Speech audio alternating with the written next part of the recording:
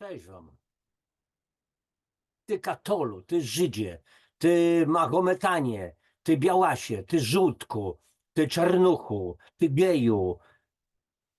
Ty. Cześć kochani, jeszcze raz nietypowo zacząłem. Bardzo nietypowo. Witam was najserdeczniej. Oczywiście wszystko to, co na początku powiedziałem, to w takim strasznym cudzysłowie, ale co chcę powiedzieć? Właśnie ci cholerni obcy. Co to oznacza? Boimy się. Boimy się obcych, boimy się nowości, boimy się otaczającego nas świata. I teraz warto sobie zadać pytanie, dlaczego się boimy. Ja przypominam sobie lata 60. jeszcze, a jestem rocznik 1954. Przypominały mi się historie, kiedy na przykład gdzieś tam była zabawa na jakiejś wsi. No więc z innych wsi przychodzili chłopcy do tej wsi bawić się, podrywali jakieś dziewczyny i później dostawali łomot od tych powiedzmy swoich, znaczy od chłopaków z tej wsi, gdzie była zabawa organizowana, bo tamci to byli obcy, wieś na wieś. Jak były czasami weseliska, no tak było. Słuchajcie, to nic się tu nie zmieniło. Tak prawdę mówiąc, to jak na jakimś weselu czy na jakiejś zabawie nie zatłukli dosłownie jakiegoś człowieka, to była nędzna zabawa, nędzne wesele. Czy to się zmieniło coś? No przez ileś tam kilkadziesiąt lat trochę się zmieniło, ale jak obserwujemy dzisiaj życie, otoczenie nasze, to zwróćcie uwagę, że technologia poszła do góry bardzo mocno, a nasze zachowania stoją w miejscu. Dalej się boimy jeden drugiego i boimy się nowości, boimy się nowego. Wprowadza się jakiś nowy sąsiad. Boże, jak w tym filmie, chyba drugi film Wabank, tak, druga część Wabank, gdzie jest mowa, że tu Murzyn mieszkał. Pani, co, Murzyna? I tak dalej, i tak dalej. Gdzie tam, Boże, nieboski stwór i tak dalej. To oczywiście z przeproszeniem oczywiście tych wszystkich ludzi, ale tak jest nasze myślenie. Więc pytanie, dlaczego się w ogóle wszystkiego boimy, jakie robale nas żrą, tak prawdę mówiąc. Słuchajcie, kochani, wszystko zależy od tego, czy my rozwijamy dzisiaj sferę swojego ducha, prawdziwego poznania swojej istoty jako istoty boskiej. Dla tych, którzy by chcieli powiedzieć, no następny się ubrał w togę Boga i tak dalej. Nie wiem, czy Bóg chodzi w todze w ogóle, ale przecież to Jezus, czyli ci, którzy powołują się, często oskarżają tych innych, tak jak mnie, o to, że usiłuje coś tam tworzyć, jakieś własne historie, to i dla nich, dla których Jezus jest wzorem, to powiem, no przecież Jezus to powiedział do faryzeusza, to nie wiecie, że bogami jesteście? No w kościołach też się rozlega, tak, zaprawdę powiadam wam, że dziećmi Boga jesteście. A jeszcze jesteśmy dziećmi Boga, to kim my jesteśmy? Jan Kowalski jest synem Stanisława Kowalskiego, no więc jest Kowalskim, czyli mamy istotę boską, jesteśmy istotami duchowymi. Ale pytanie, czy naprawdę dbamy o tego swego własnego ducha? Czy nie dbamy wyłącznie o somę, czy o nasze ciało, a nie rozwijamy sfery ducha? A to wszystko musi być w równowadze, ekwilibrium, boskie, kosmiczne ekwilibrium, materia, duch. Jeżeli się tylko na jedną stronę, na to lub na tą, powiedzmy się, zdecydujesz w warunkach Ziemi, mateczki Ziemi, na którą żeśmy przyszli, żeby doświadczać, uczyć się i przypominać, kim jesteśmy, to jest przechył i się zsunięcie albo na jedną, albo na drugą stronę. Ogromna większość z nas popełnia ten błąd, że schyla się na stronę materii wyłącznie, a my nie jesteśmy tylko materialni, za chwileczkę jeszcze o tym będę mówił. I teraz właśnie, więc mamy strach przed zmianami, przed tym, że moglibyśmy coś odkryć. Bardzo często nasze reakcje, jeżeli się spotykamy z czymś nowym, to jest taka bardzo prosta reakcja, a ja to w ogóle wolę nie wiedzieć nic na ten temat, no i sprawa załatwiona. A tymczasem, słuchajcie, kochani, wszystko się rozwija. I tutaj pozwolę, bo dzisiaj no, moje książkowe kąski, książka Nie samym chlebem żyje człowiek. Cytat z książki Jedyną planetą Ziemi, autorka Phyllis Schlemmer. Kiedy wszystko się rozwija, wszystko, co było, chce pozostać takim, jakie było. Taka jest jakaś cząstka natury ludzkiej, ponieważ rodzi strach przed nieznaną przyszłością oraz niechęć do porzucenia tego, co znane. A więc mamy taką tendencję do zamykania się w znanym nam świecie. Żyję w mojej wiosce, żyję w moim miasteczku. No dzisiaj można powiedzieć, no proszę pana, bzdury pan plecie, ludzie podróżują, zgadza się, ale kiedyś tak nie było. Więc wyjazd do innej miejscowości to był szalony przeskok. Wyjazd do innego kraju to był szalony przeskok. No i tam spotykaliśmy się, wielu z nas, z jakimiś dziwnymi ludźmi, urządzeniami technicznymi, których nie mogliśmy obsłużyć, albo czasami wyjeżdżaliśmy do innego kraju, za inną granicę, na drugą stronę i tam spotykaliśmy się na przykład z urządzeniami, czy z technologiami, że tak powiem, w toaletach, że wywoływało w nas to śmiech po prostu szyderczy, ale jacy prymitywni, jakaś dziura w betonie i tak dalej, i tak dalej. Przepraszam za dosłowność, ale taka jest prawda. Więc mamy tendencję do zamykania się w świecie własnych wyobrażeń, w świecie własnych intencji i to jest problem wówczas. I teraz znowu cytat, bo dział moje książkowe kąski. Cytat z książki Nowa Ziemia Eckharta Tolle, na pewno znacie tego autora. Początek cytatu. W gruncie rzeczy im bardziej budujemy własną tożsamość na gruncie wyznawanych przez siebie idei, tym skuteczniej odcinamy się od tkwiącego w nas wymiaru duchowego. Wielu tak zwanych pobożnych ludzi utknęło na tym poziomie. Stawiają oni znak równości między prawdą i myśleniem, czyli swoim umysłem. Roszczą sobie prawo do wyłącznego posiadania prawdy, nieświadomie próbując bronić swej tożsamości. Nie dostrzegają ograniczeń myślenia. Jeśli ktoś nie myśli, a więc nie wierzy tak jak oni, jest on ich zdaniem w błędzie i w niedalekiej przyszłości poczują się usprawiedliwieni, zabijając go z tego powodu. I tak postępują nawet obecnie. A co nie? Doświadczyliśmy wojen w Europie. Ja nie mówię tylko o I, II wojnie światowej, ale o tym, co się stało na Bałkanach na przykład. A co się dzieje teraz i w naszej ojczyźnie, w naszej Polsce, co się dzieje?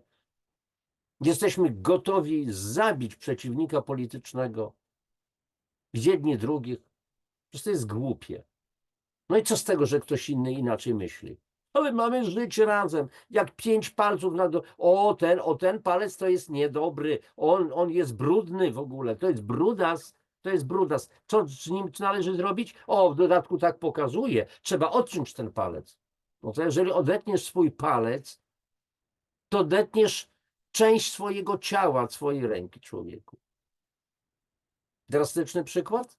Drastyczny, ale taki jest.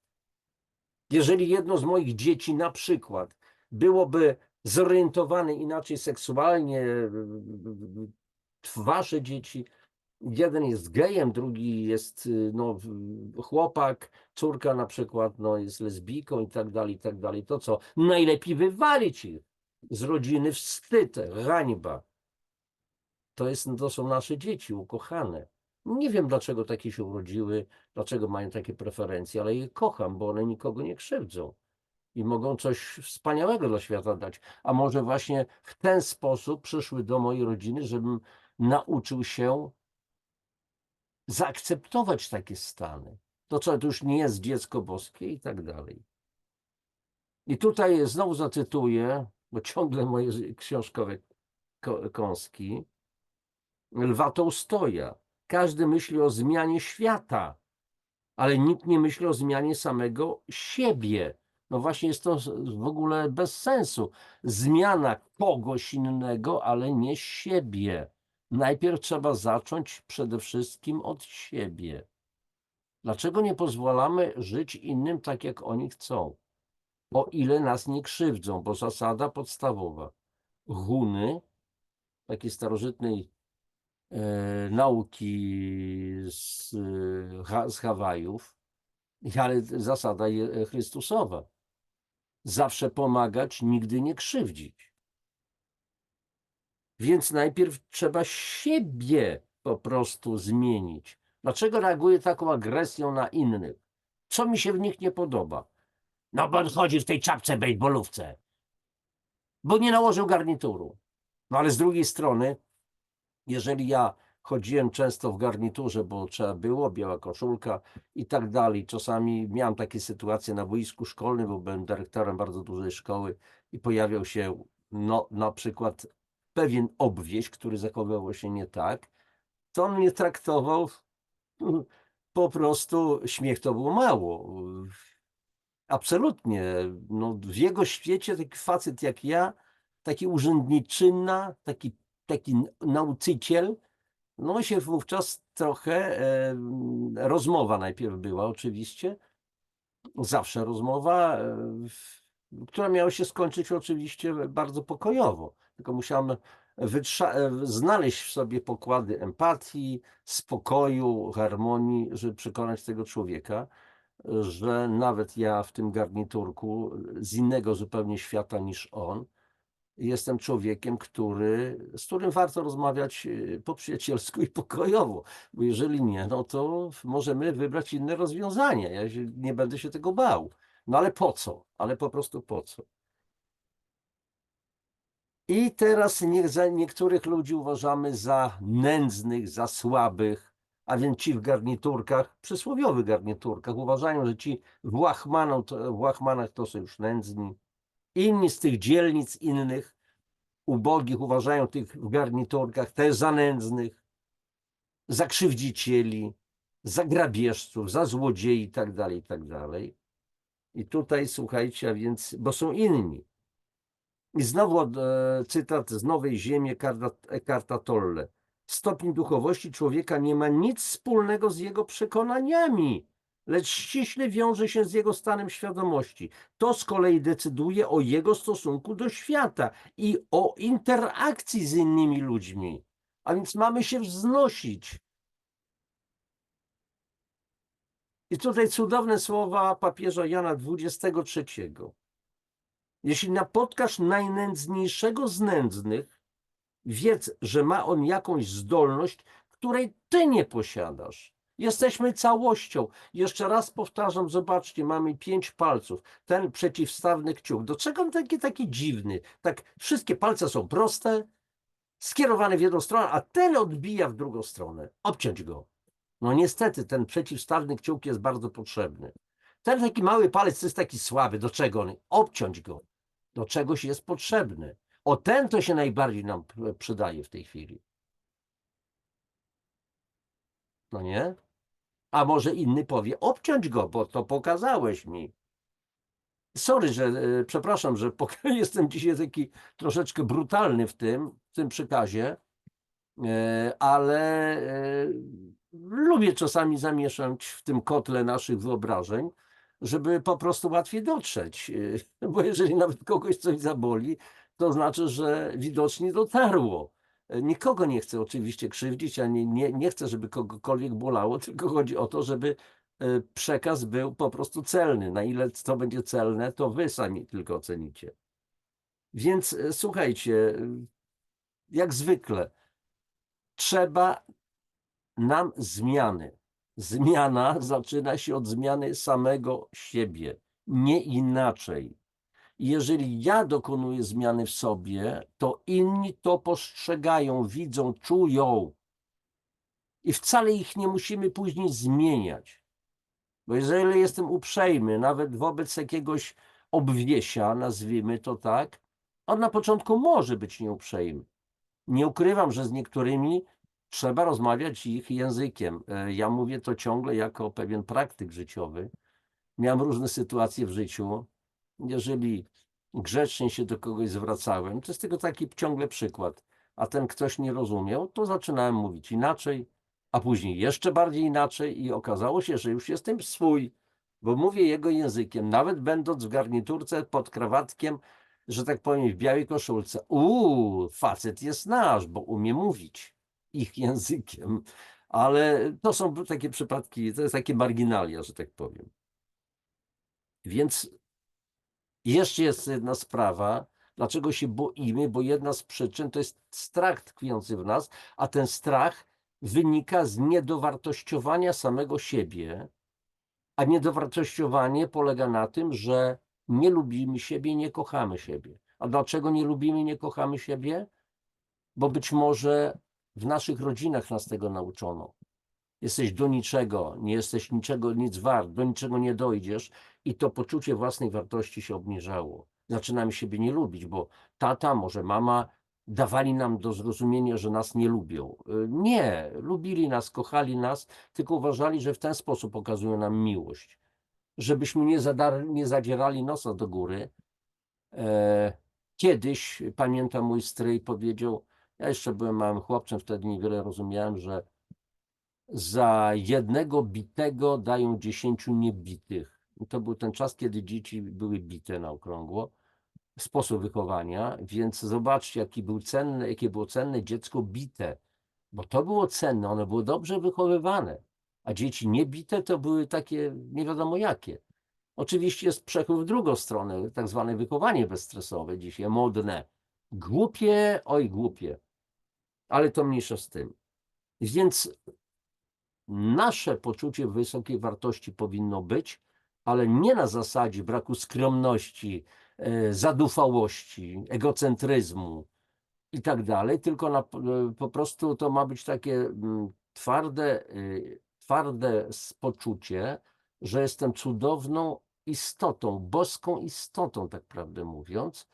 Jestem wartościowym człowiekiem, bo mam serce, bo mogę okazywać serce innym, bo mogę kochać innych, bo mogę pomagać innym, bo mogę lubić innym, bo jestem przydatny w społeczeństwie, bo mam swoją po prostu bardzo wysoką wartość, bo każdy z nas ma. Niezależnie od tego, jaką pozycję zajmuje w społeczeństwie, każdy z nas ma. Jesteśmy wyjątkowi. I teraz jeszcze jeden cytat z książki Jedyną planetą Ziemia Phyllis Schlemmer. Początek cytatu. Macie w sobie, każdy z was, umiejętność zmiany planety, ale musicie zacząć od siebie samych. Pokochać siebie. Pokochać siebie możecie jedynie szanując siebie. Szanować siebie znaczy usunąć z siebie to wszystko, czym pogardzam u innych. Oznacza to też usunięcie wszystkich tych ukrytych cech, którymi gardzisz u siebie. Wy, ludzie, możecie chodzić z głową uniesioną wysoko, kiedy możecie spojrzeć na siebie i powiedzieć: tak, mogę żyć z sobą, mogę żyć z moimi myślami, bo moje myśli są czyste i są pełne miłości. Dlatego kocham siebie.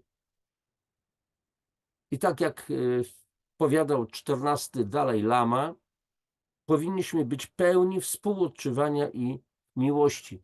I powinniśmy właśnie dlatego, słuchajcie, że jesteśmy istotami duchowymi, iść ścieżką rozwoju duchowego. Dlatego na tym kanale też jest ta playlista Nie samym chlebem żyje człowiek, tak jak tutaj w tym tytule tej mojej książki. Oczywiście tutaj ktoś może pomyśleć sobie, to w takim razie namawiam do jakichś wyrzeczeń, do samobiczowania się, do jakichś dziwnych zachowań. Nic z tych rzeczy. XIII-wieczny mnich dominikanin, mistrz Eckhart, niesamowita postać. To już był staruszek, jak uniknął przedwczesnej śmierci na stosie za herezję, bo miał być spalony zgodnie z wyrokiem sądu, po prostu zmarło mu się. Powiadał, nauczał: bądźcie na tym świecie, ale bądźcie nie z tego świata. Myślę, że nie muszę tego tłumaczyć wam. Jesteśmy materialni, mamy materialne ciała, to prawda, ale jesteśmy też istotami duchowymi i wszystko ma być w równowadze, o czym już mówiłem. Najlepszego wam życzę, tak jak i sobie. Wszystkiego najlepszego. Popadki, cześć, podtrzymajcie się.